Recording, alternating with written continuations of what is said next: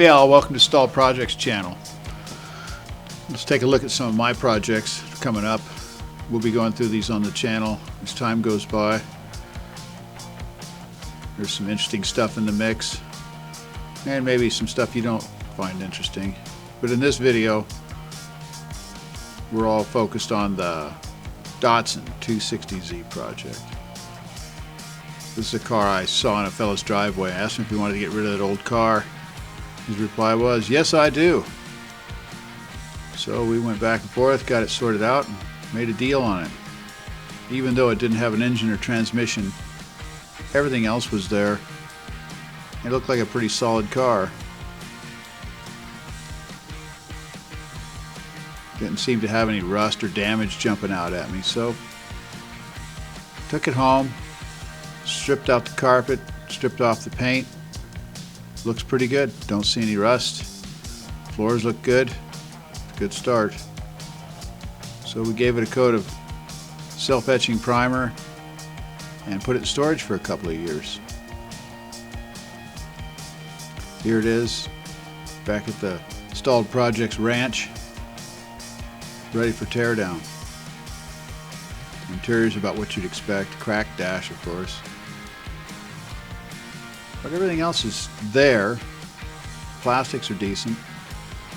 It's an AC car from the factory. I powered it up with a battery and checked everything, and everything worked. The fans, the horn, turn signals, lights, all of it. It's good to know before you tear it apart. This interior is going to have to be completely renewed.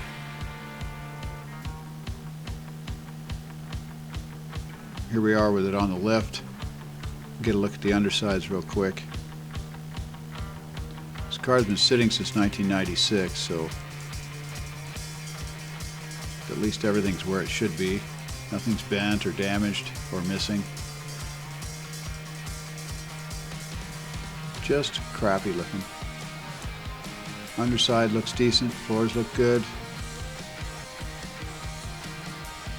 Back here under the diff, just looking for more rust, not seeing any. Looks pretty decent. Everything's where it should be. Nothing's been modified or tampered with.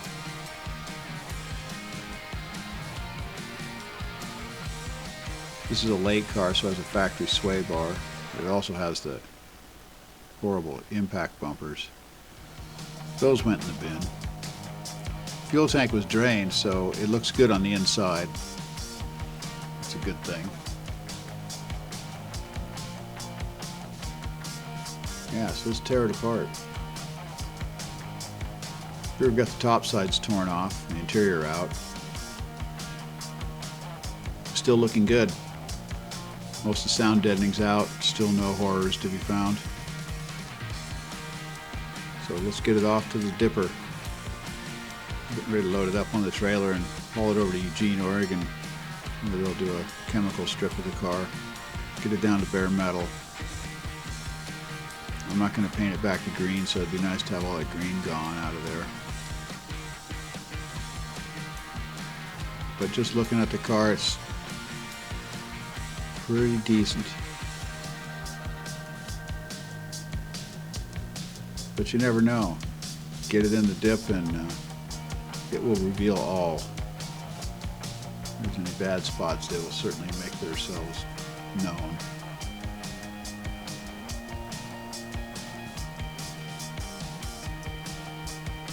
But I'm pretty happy with the condition of it so far.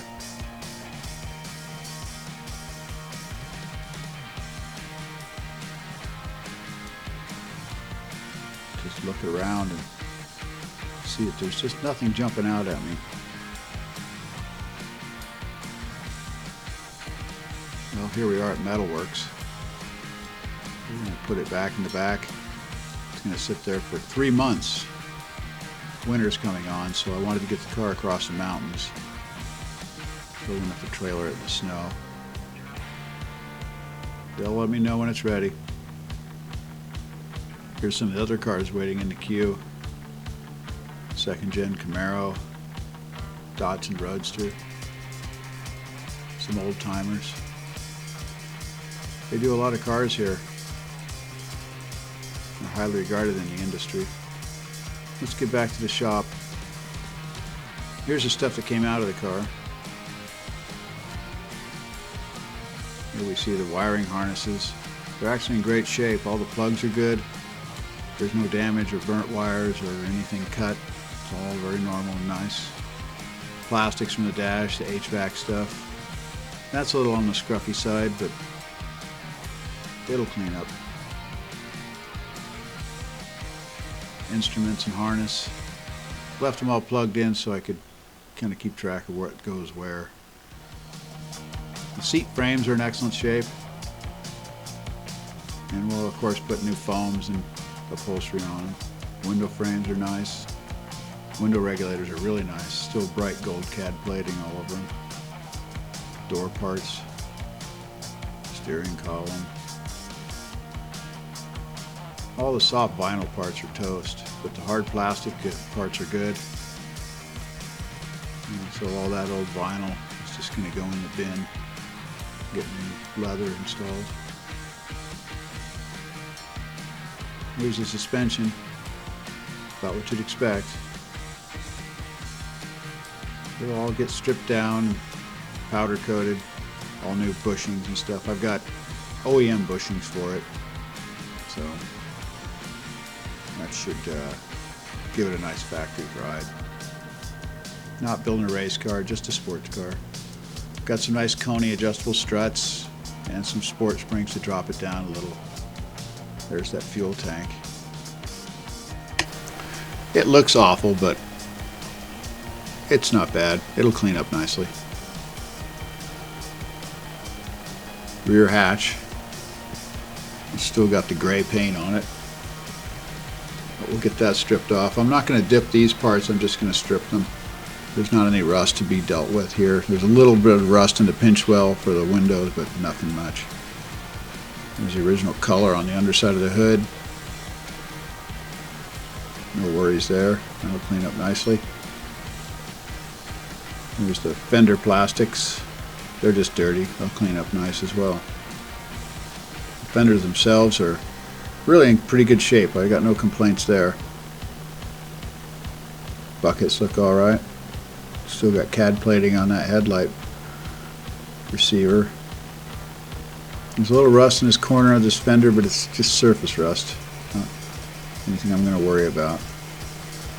The doors are really nice. The bottoms are absolutely rust-free. They're virtually rust-free everywhere in the doors. That makes it nice.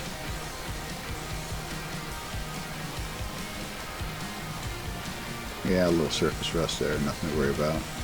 Here's some new stuff. L26 engine all rebuilt and ready to go. No mods, no performance mods anyway. It's just going to be pretty much a stock build. I am going to do some upgrades. Fuel pump, mechanical fuel pump is deleted. See the block off plate there.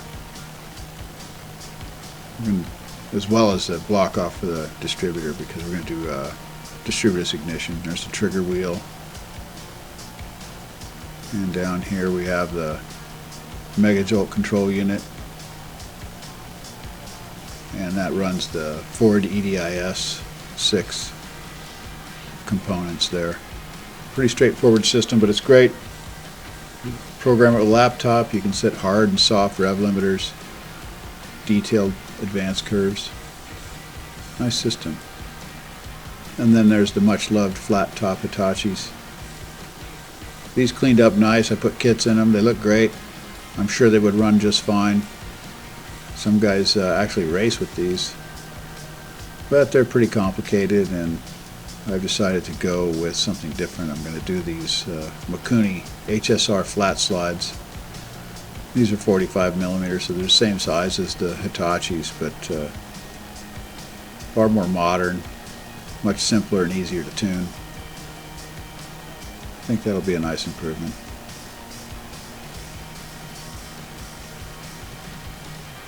The transmission that we see here is actually a C-Series.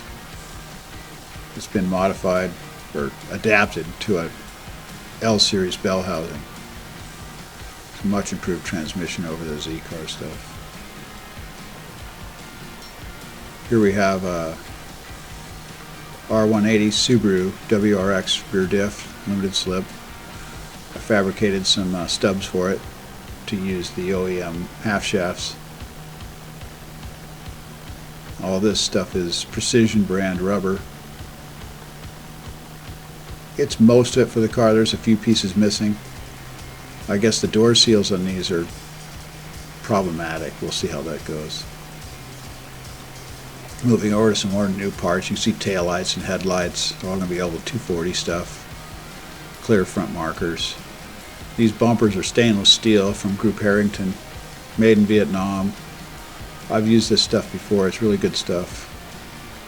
And looking back here, I've got my 240 valance for the conversion, grill, and a tailpiece for the taillight conversion. Nice new set of tires. Still waiting for my Panasports from Japan.